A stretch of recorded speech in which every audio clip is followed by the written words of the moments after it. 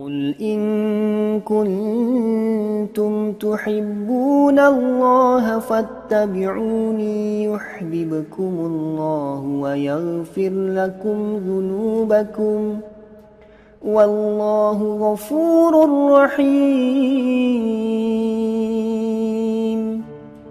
Qul, Allah berfirman, in kuntum tuhibbunallaha, katakan Muhammad sallallahu alaihi wasallam, sampaikan pada umatmu, jika kalian serius mencintai Allah.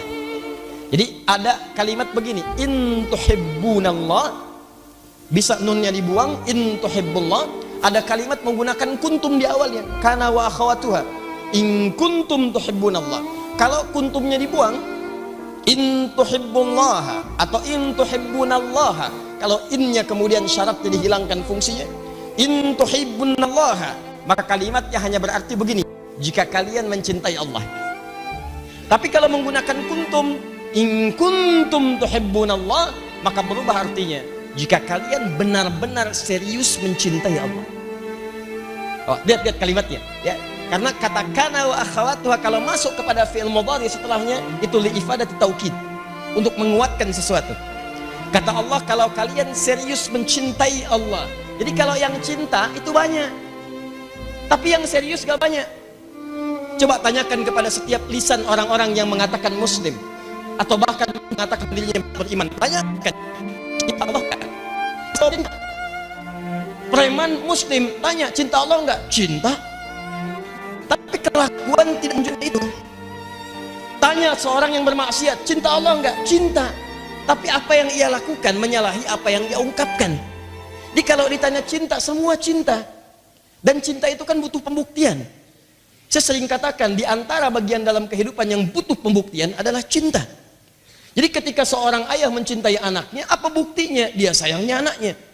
Makanya Nabi Ibrahim alaihissalam yang bergelar Khalilullah, kakek moyangnya Nabi Muhammad sallallahu alaihi wasallam, ketika Allah karuniai anak pertamanya bernama Ismail alaihissalam, dengan cinta yang sangat luar biasa, beliau Nabi, statusnya Rasul, juga seorang suami, seorang ayah, pekerjaan banyak. Tinggal di Palestina, anaknya di Mekah, sesibuk-sibuknya masih menyempatkan waktu untuk nengok anak.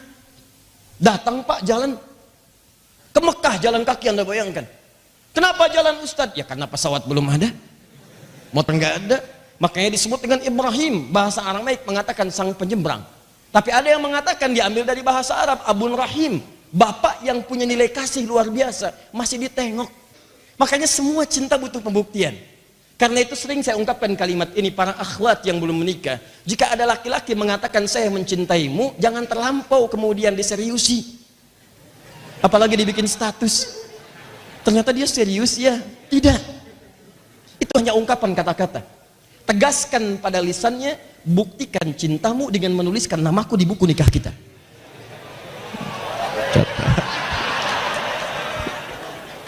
Gitu caranya.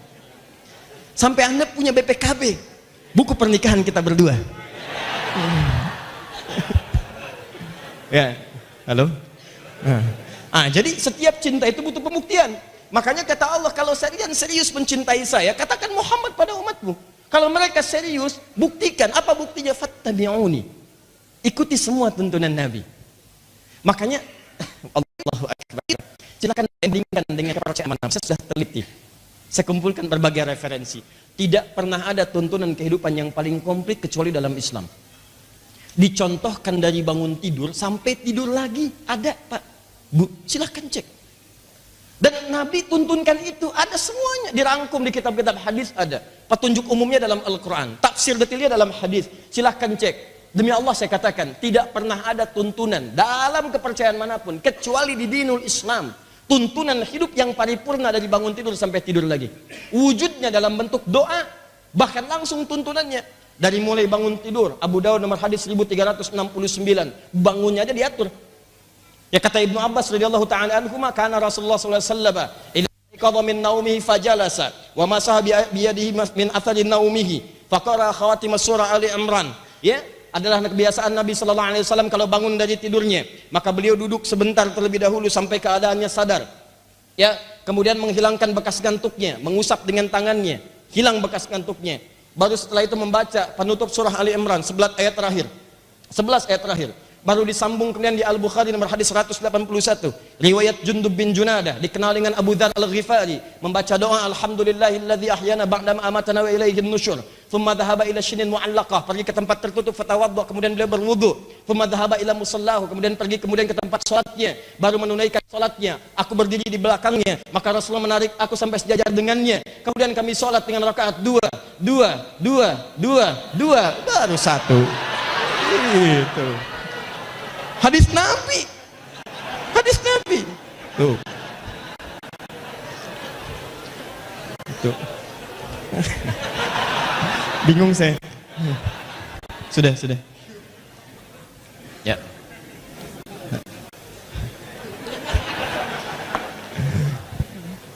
Jadi semuanya ada. Itu sampai tidur lagi. Jadi dari mulai berangkat, dari mulai terus naik sampai siang, sampai sore, sampai malam, sampai bahkan istighfar sebelum tidur tuh ada. Berapa kali istighfarnya, apa yang dikerjanya, sampai tidurnya diatur, miringnya diatur, miring ke kanan, apa kemudian yang melekat di pipinya, apa yang dikerjakan dalam tidurnya, doanya apa, ada semua. Makanya kata Allah, kalau anda serius mencintai saya, kata Allah, maka ikuti petunjuk Nabi itu. Karena di situ ada keberkahan. Jadi mengikuti Nabi itu, maaf ya, bukan karena Nabinya diikuti, bukan. Poinnya bukan itu. Nabi itu dijadikan diikuti karena di setiap apa yang dicontohkan Nabi, di situ ada kemudahan dan keberkahan dalam hidup. Pahala ada di situ. Jadi kalau anda ikuti Nabi niatnya, pahala tiba tuh, datang. Misal, maaf ya, anda bangun tidur, bisa saja duduk. Tapi ketika anda niatkan, saya pengen ikuti Nabi duduk, maka di situ dituliskan pahala minimal 10. Apa dalilnya Ustaz? Quran surah ke-6 ayat 160. Ya, man jaa bil hasanati falahu asyru amthaliha. Siapa yang mengerjakan satu kebaikan yang punya nilai akhirat, maka dia kemudian mendapatkan setiap satunya 10 poin. Jarak satu kedua 500 tahun, dua ketiga 500 tahun dan seterusnya. Kalau anda bisa kerjakan itu, awas. Kalau anda bisa kerjakan itu, maka yang pertama Allah berikan di dunia. Di dunia. Perhatikan kalimatnya. Yuhibbukumullah. Allah akan cintai orang itu. Pertama, Allah akan cintai. Masya Allah. Anda dicintai pasangan saja sudah kelepok-kelepok. Silahkan cek. Kenapa Anda tidak dicintai Allah kemudian Anda tidak memburunya? Anda dicintai manusia sampai menyiapkan segala perlengkapannya. Semua persiapannya Anda luangkan waktu seluas-luasnya. Bahkan malam-malam di telepon Anda bisa bangun. Tapi ketika Allah mencintai Anda, kenapa Anda tidak kejar cintanya? Padahal dalam setiap cinta selalu ada pemberian yang tanpa batas. Bukankah Anda mencintai anak, Anda berikan apa yang Anda miliki? Lalu ketika Allah mencintai Anda, apa yang tidak Allah berikan bagi Anda? Maka ketika Allah turunkan cintanya, pasti Allah berikan semuanya. Tapi kan cinta itu selalu kaidahnya begini. Begitu saya mencintai seseorang misalnya dalam level kemanusiaan, pasti yang saya berikan pasti yang paling baik. Nggak ada kualitas yang biasa. Anda cinta dengan ibu Anda, maka Anda akan berikan yang terbaik, hadiah yang paling mulia. Anda akan carikan yang paling bagus. Anda cinta anak Anda berikan pakaian yang paling bagus. Mustahil bapak cinta anak diberikan pakaian ala kadarnya, mustahil. Mustahil Anda cinta dengan pasangan memberikan yang seadanya, mustahil. Kaidah cinta itu ketika kita memberikan cinta, pasti yang terbaik akan diberikan. Ketika Allah memberikan cintanya pada hambanya, apa yang terbaik yang Allah miliki diberikan kepada hambanya. Ternyata bukan dunia. Wa yaghfir lakum dzunubakum. Kata Allah, ketika aku cintai hambaku, maka yang aku berikan baginya adalah mengampuni semua dosa-dosanya. Wa yaghfir lakum dzunubakum, ampunan dosa. Makanya banyak Anda dapatkan dalam Al-Quran, kaidah-kaidah ampunan dosa itu selalu bersanding dengan cinta. Silahkan lihat ini ya. Kata Allah, Anda ikuti Nabi, saya cintai. Begitu saya cintai pasangannya, Allah cintai seorang hamba yang diberikan ampunan. Nah, kaidah dasarnya ampunan itu kan kalau kita minta ampun, diampuni kan? Kaidahnya begitu kan? Di mana ditemukan kaidah itu? Quran surah kedua di ayat 222. Quran surah 2 ayat 222. Lihat akhir ayatnya. Akhir ayatnya. Innallaha yuhibbut tawwabina wa yuhibbul mutatahhirin. Innallaha yuhibbut tawwabin. Sungguh Allah mencintai orang yang terus-menerus mengoreksi dirinya. Tobat. Bukankah tobat meminta ampunan dari dosa? Bukankah tobat memohon ampunan supaya dosa dihapuskan? Kalau sekali tobat namanya taib. Kalau berkali-kali tobat namanya tawab. Dia tahu sekarang dia salah lihat. Dia minta ampun, ya Allah ampuni dosa mata saya. Kemudian salah dengar, ya Allah ampuni dosa telinga saya. Salah ucap, ya Allah ampuni dosa lisan saya. Setiap hari istighfar. Nabi aja sampai istighfar. Nabi yang jelas diampuni dosa. Ya, madmunun bil jannah ma'sumun minal ma'siyah. Sosok yang dijamin surga dan dijaga dari maksiat masih istighfar. Astagfirullah. Saya orang takwa dibandingkan dengan kalian semua, kata Nabi, dan saya beristighfar 100 kali dalam sehari. Sebelum tidur 100 kali. 70 sampai dengan 100 kali. Sebelum tidurnya astagfirullah. Nabi ahli surga. Sebelum tidur istighfar. Umatnya surga belum jelas. Sebelum tidur buka WhatsApp. Apa yang mau didapatkan? Hei para pendamba surga, di mana bekalmu ketika menghadap kepada Rabbmu? Nah, ini poinnya. Innallaha yuhibbut tawabin. Allah cinta orang-orang yang suka bertobat. Sering kalimat ini saya ungkapkan. Allah itu lebih mencintai orang maksiat yang tobat dibandingkan orang soleh yang tidak pernah merasa salah. Tuh. Jadi ketika seorang minta ampun, dia dicintai oleh Allah.